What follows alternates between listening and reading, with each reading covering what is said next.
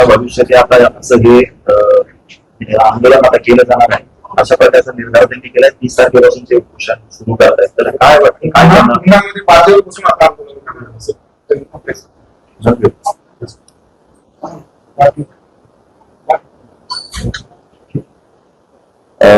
खरं म्हणजे मी जरांगे पाटलांच्या संपर्कात आहे आणि त्यांना विनंती केली आहे आरक्षणाच्या संदर्भातल्या जे जे मुद्दे त्यांनी उपस्थित केले त्यामध्ये विशेष करून या सगळ्या विषयामध्ये आपले राज्याचे मुख्यमंत्री माननीय देवेंद्र फडणवीस साहेब हे अतिशय सकारात्मक माध्यमी एकदा या संदर्भात मी असं वक्तव्य केले आणि अनेक वेळा बोललो की ते मुख्यमंत्री असताना मागच्या काळामध्ये 14 ते 19 मराठा समाजाला आरक्षण दिलं ते सर्वोच्च न्यायालयापर्यंत टिकून राहिलं.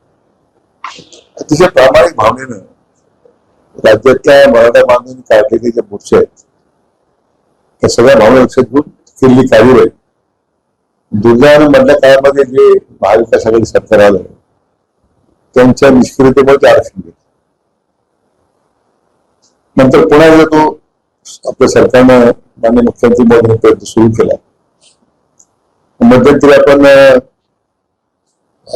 जरांगे पाटलांची मागणी होती हैदराबाद गॅझेट ते जाहीर करावे ते आपण जाहीर केलं. गुन्हे मागे घेण्यासंदर्भात त्याची मागणी होती. जे शहीद झालेली जी कुटुंबातल्या पुराला नोकरी देण्याचा प्रश्न होता. सातारा गॅझेट अंमलबजावणी करावी त्याची मागणी अजून आहे. त्यांच्याशी मध्यंतरी बोललो मी या सगळ्या विषयाबद्दल काय काय कारवाई सुरू होते आणि 2 दिवसापूर्वी सातत्यानं मी माननीय मुख्यमंत्र्यांच्या संपर्कात आहे. माझे सहकारी प्रसादलाल माझ्या समोर आहे. मी आता उद्या त्यांना जाऊन भेटणार आहे जरांगे पाटलांना आणि आम्ही आता मागच्या 2-3 दिवसात काय कार्यवाही केली त्याची कल्पना त्यांना देतात. पण दुसरीकडे त्यांचं म्हणणं असंही आहे की 54 साली जे ओबीसीना आरक्षण दिलं गेलं पोट जाती म्हणून तसंच मराठ्यांनाही कुणबी म्हणून का ओबीसी मधून आरक्षण दिलं जात नाही आणि ते दिलं जावं यासाठी हा शेवटचा लढा जाणार आहे. मी म्हटल्याप्रमाणे काय की बऱ्याच अनेक कायदेशीर नंतर लढाई झाला. नंतर आरक्षणाचे टक्केवारी ठरली किती टक्क्यापर्यंत आरक्षण द्यावं त्याच्यावर सर्वोच्च न्यायालयाने आता शिक्कामोर्तब केलेला आहे. आता या कायद्याच्या चौकटी तेवढाच निर्णय करावा लागेल. तुम्ही म्हटल्याप्रमाणे आरक्षण देण्यासंदर्भात जी भूमिका माननीय देवेंद्र फडणवीस साहेबांनी घेतली ती 14 ते 19 मध्ये घेतली आता तेच घेतलं. आज त्यांच्यामुळेच आता आपण इतकं पुढे चाललं. मात्र आलं होतं मी जरांगे पाटलांना मी 2 दिवसापूर्वी विनंती केली की आता उपोषण हा त्याला मार्ग नाहीये.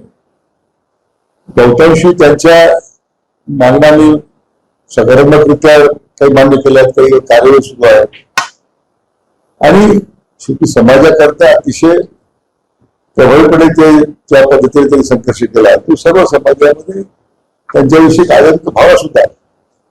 उपसमिती अध्यक्ष म्हणून आम्ही जी कार्यवाही केली वेळोवेळी त्याची त्यांना कल्पना दिलेली आहे. तरी मी आणखी या विषया संदर्भात त्यांनी जे मुद्दे उपस्थित केले त्यांना उद्या भेटून मी चर्चा करणार. मात्र आपण जर आजची पत्रकार परिषद बघितली ते कुठेतरी फडणवीसांना ते टार्गेट करताना दिसत आहेत की आतापर्यंतच सगळ्यात क्रूर सरकार हे आहे आणि कुठेतरी राष्ट्रवादीचे किंवा शिवसेनेचे जर मंत्री त्यांना भेटायला गेले तर त्यांना टार्गेट फडणवीस करतात अशा पद्धतीचं देखील नाही. असं आहे की मला वाटतं माननीय जरांगे पाटलांचा जो तरी काही आरोप केला तो गैरसमजून म्हणून म्हटलं की मराठा समाजाला आरक्षण देण्याचं जर खरं मुख्य काम कोणी केलं असेल ते सर्वोच्च न्यायालयापर्यंत टिकवण्याचं काम कोणी केलं असेल तर मला देवेंद्र हे सगळं चूक आहे. आता सुद्धा ह्या मागच्या आंदोलनामध्ये मुंबईला एकच वेळ आपण केली माननीय मुख्यमंत्री जरी त्याची संदर्भ घोषणा केलेली माझ्यावर जबाबदारी अध्यक्ष म्हणून दिली पण या पाठीमागे त्यांची भूमिका सकारात्मक होती आहे उद्या राहणार आहे. मला वाटतं पाटलांनी माझी त्यांना विनंती आहे की फडणवीस साहेबांना आता आपण काही टार्गेट करण्यापेक्षा आपल्याला टीका करण्यापेक्षा शेवटी सरकार म्हणून या सगळ्या देशामध्ये कार्यवाही करणार आहोत त्यांच्या नेतृत्वाला आम्ही कार्यवाही करतो. तेव्हा राष्ट्रवादी काँग्रेसच्या लोकांनी काय केलं किंवा शिवसेने लोकांनी काय केलं आम्ही महायुती सरकारवर काम करतो. त्यामुळे भाजप आहे सेना आहे राष्ट्रवादी ते सर्व महायुती मान्य देवेंद्र फडणवीस साहेबांच्या नेतृत्वाखाली आम्ही काम करतो साहेब. मला वाटतं त्यांच्यावर विशिष्ट त्यांना केंद्रबिंदू करून त्यांना त्याच्यावर टीका करणे ते योग्य नाही आहे. शेवटी हातात व्यक्तीवर टीका करून आपण सुटत नाही. आपण समाजाच्या करता जे आपण उभं केलेलं आहे, मला वाटतं त्याचा अजूनही सगळ्यांच्या मनामध्ये आदर आहे. परंतु देवेंद्र फडणवीस साहेबांची टीका करून एकतर आपल्या घरात आपण कमी करतोय. कारण ज्यांनी मराठा समाज आरक्षणच दिलंय, आज मला वाटतं त्याला ते श्रेय दिलंच पाहिजे. म्हणून आणखी काही मला वाटतं पाटलांचे गैरसमज झाले असते तुम्ही दूर करते. की 8 ते 10 महिने झाले सातारा गॅजेट्सच्या संदर्भात जे अटक का काढू शकतो? जसं की हैदराबाद गाडी त्यामुळे का झाली आणि सातारा गॅजेट का देऊ शकत नाही, तर तेच खेळणार होतं. त्याची बटून कल्पना द्यायला त्या पत्रकार परिषदेमध्ये भाष्य करण्यापेक्षा ते आपण त्यांना भेटेल. मग त्याच्यानंतर पण मी वातावरणाशी बोलेल. माझा जर उस्मान हाताने बळी गेला तर त्याला सर्वस्वी जबाबदारी देवेंद्र फडणवीस राहतील. उद्या तुम्ही जाऊन त्यांची समजूत असंही म्हणून म्हटलं की केवळ फडणवीस साहेबांना जबाबदार धरून त्यांना त्यांच्यावर लक्ष केंद्रित करण्यापेक्षा मला तुम्ही म्हटल्याप्रमाणे त्यांचीच भूमिका सकारात्मक म्हणून मला आपण उत्तर झालं आरक्षणामध्ये. त्यामुळे पाटल्या नावाच्या करण्याचं कारण नाही की त्यांच्या उष्मत हाताने काहीतरी जे उत्तर केलंय आम्ही उदाहरण नाही, त्यांची गरज समाजाला सगळ्या लढ्यामध्ये त्यांनी जे नेतृत्व केलं त्यांच्यामध्ये आम्हाला आधार आहे. म्हणून मी त्यांच्याशी बोलताना या सगळ्या त्यांच्या गैरसमजुतीतून त्यांनी केलेल्या वक्तव्य असतील त्याच्यावर निश्चितपणे मी समाधान करतो. या संपूर्ण गोष्टी त्यांना सांगतो तुम्ही त्यांना उद्या आंदोलन थांबवण्याची हो, मी अगोदर केली आपल्या माध्यमात आजही केली की एक पाऊल आपण पुढे टाकतोय. त्यांनी आंदोलनाची भूमिका जी घेतली होती त्यांनी सोडून द्यावी, आंदोलन स्थगित करावं अशी त्यांना विनंती आपल्या माध्यमातून करतो. उद्या समज योजना करणार. विधान परिषदेच्या निवडणुकाचा स्थानिक स्वराज्य संस्था प्रतिनिधित्व होते. अहिल्यानगरचा उमेदवार कोण असणार आहे? कारण अनेक नावांची चर्चा आहे, त्यात सुजय विखेंचं देखील नाव आहे. मला सुजय विखे त्याला कोण आले मला कल्पना नाही. ती पार्लमेंटरी बोर्डाचे नाव सुचवलं गेलं त्यात सुजयचं नाव सुद्धा नाही. ते काय विनाकारण असे मुक्त फळका नको झालं मला कल्पना नाही. मग सुजय विखेला काय लक्ष करण्याचा प्रयत्न करतात त्याचे मला काही कारण समजलं नाही.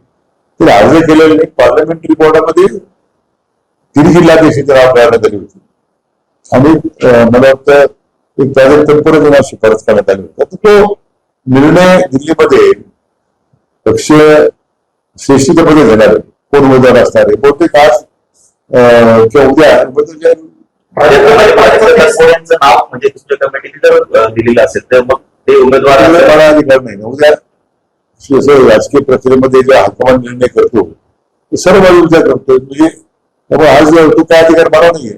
काँग्रेस आहे का सॉरी त्यांच्या भाजप प्रवेशाला देखील चर्चा काय होते मला तर काही कल्पना नाही. म्हणजे तुम्ही ज्या कल्पना नाही पण माझ्या माहिती नाही. पण पाटबंधारेचे कार्यालय स्थलांतरित करण्याचा चर्चा सुरू आहे की जे गोदावरी पाटबंधारे अधीक्षक कार्यालय नगरवर्ण लोणीमध्ये, मुळाचं कार्यालय राहुरीमध्ये होणार आहे का? आणि तसं होत असेल तर कर्मचारी त्याला विरोध करणार. कर्मचाऱ्यांमध्ये असंतोष मी समजू शकतो. आज बंदरदारा कोण आहे आणि त्याचं काय नाही झालं. आता जुन्या परंपरा संपल्या शिक्षणाची व्यवस्था तसंही व्यवस्था म्हणून ते बंदरदाराच्या कायदा पण पुढे लागलं. मॅनेजमेंट प्रवाह वेगळे पण कार्यालयाला नाही. मग धरण कुठे आहे? राऊंड तालुक्यामध्ये कार्यालय कुठे आहे आणि कार्यालय राऊंड तालुक्यात देवास कामकाजाच्या स्वीकारता सगळी केलेली आहे. आणि आता तर उलट आपण गोदावरीतील मुख्य अभ्यर्थी कार्यालय सुद्धा जे संभाजीनगर कार्यालय त्यातलं एक नांदेडला हवं तर सगळ्यात जास्त धरण नांदेड होत्या. नांदेडच्या रोज माणसाने कामासाठी 5 तास प्रवास करायचा संभाजीनगर. आज पुण्याचे दोन्ही कार्यालय मुख्य अभियंत्याचे आपण एक सोलापूरला हलवलं नाही कोल्हापूरला हलवलं. आता बरोबर एकीकरण झालंच पाहिजे. कर्मचाऱ्यांच्या काही गैरसोय आल्या असतील आपण त्याचा विचार करू.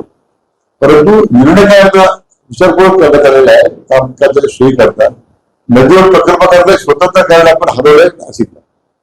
नदीवर प्रकल्पाला सगळ्यात जास्त प्राधान्य आपण दिलेलं आहे. ते जे 78 टीएमसी माझ्याकडे आणायचं त्याला कार्यालय आणलं पाहिजे ना.